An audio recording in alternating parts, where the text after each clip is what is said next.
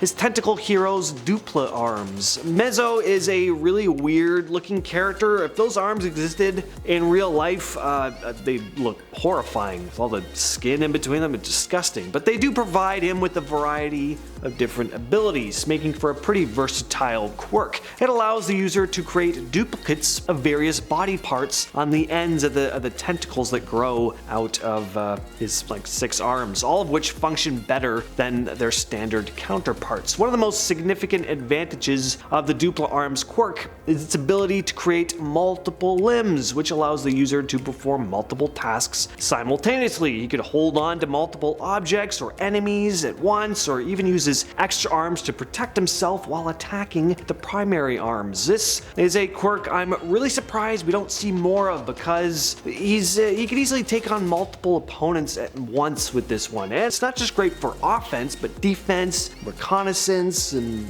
all sorts of things. Creation is next on the list. This quirk belonging to Momo allows her to create pretty much any non-living object out of her own fat cells. She just needs to know the atomic structure of whatever object or material she's creating. But past that, she's really only limited to the amount of fat cells she has at her disposal. So that means a lot of eating, especially before a big battle's about to take place, which is really just another up for this one. There are a lot of 1A students that have kind of fallen to the wayside as other more prominent characters and plot lines have been introduced, but Momo has had some chances to shine on more than one occasion, which really goes to show how useful her quirk really is. We've watched her gain more confidence and learn how to be more of a leader. If it wasn't for her creating the sedative that eventually slowed down Gigantomachia, a lot of damage could have been done. Well, at least a lot more could have been done. Next up, we have Nezu's High Spec. Again, this isn't a big offensively powerful quirk, but there's no doubt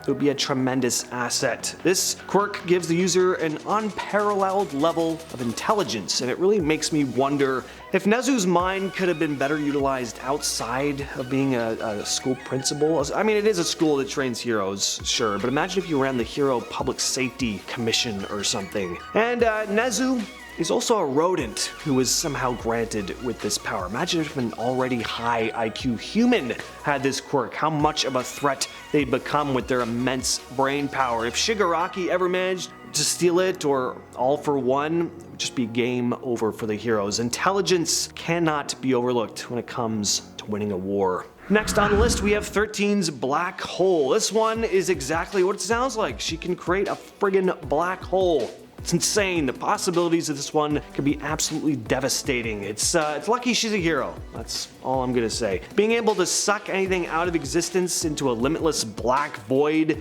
is a power that could easily get out of hand. She lifts her hand up, and from her fingers, just dark voids are released and just start sucking anything in the surrounding area towards it. Even light itself is sucked into it. And once an object, or heaven forbid a person, is consumed by it, they turn to dust. This one seems pretty cut and dry at first, but it's actually pretty versatile. She can clear rubble and wreckage caused by big, epic, superpowered fights with ease. She's like a superpowered vacuum cleaner almost. She'd make a great living clearing out hoarders' homes, sucking out all those mummified cats that lay under mountains of trash. She can also, of course, keep enemies from escaping and absorb projectile type attacks, so it's great for defense as well. The only drawback to this quirk is the potential damage it could cause to her own teammates or innocent bystanders, but that doesn't really make it any less powerful of a quirk, just an extra dangerous one. Naito's Copy Quirk.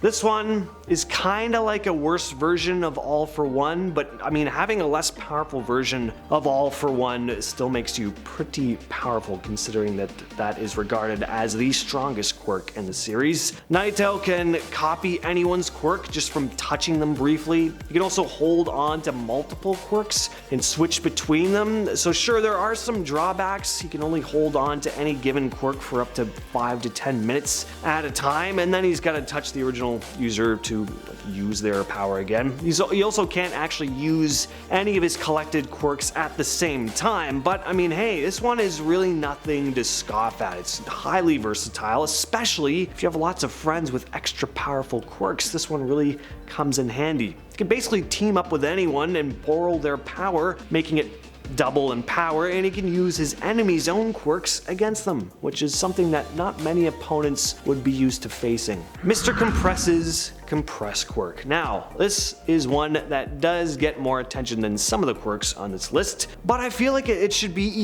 given even more credit than it already does. This is a highly powerful and versatile ability. I feel like it was written in for Overhaul to remove one of Mr. Compress's arms just because Mr. Compress is so overpowered and needed to be brought down just a little bit. The ability to compress anything into a little pocket-sized ball has such a wide array of possibilities. He basically has the power of a Pokeball, except he can put anything or anyone in a little ball, and he doesn't even need to weaken them first in order to do it. He just needs to touch them. This quirk is obviously fantastic for defense because your enemy can't do any damage when they're trapped in a little marble. It's great for offense because Mr. Compress can contain any number of large, heavy objects in his little marbles, launch them at the enemy, and then turn them back to normal size just with the snap of a finger. It's great for infiltration because he can compress himself and his teammates and then launch a surprise attack on the enemy. Makes for an easy way of kidnapping members of the enemy. It's one of the most powerful